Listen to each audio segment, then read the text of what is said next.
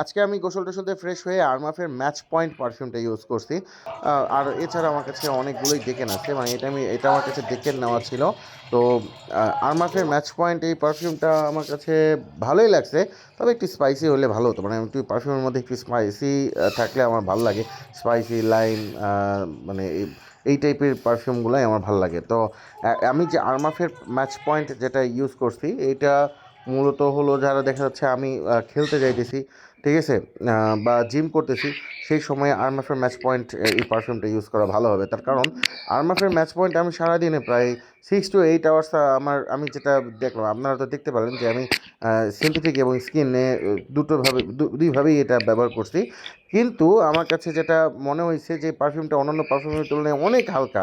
হ্যাঁ, smell is good but অনেক হালকা স্মেল, ঠিক আছে?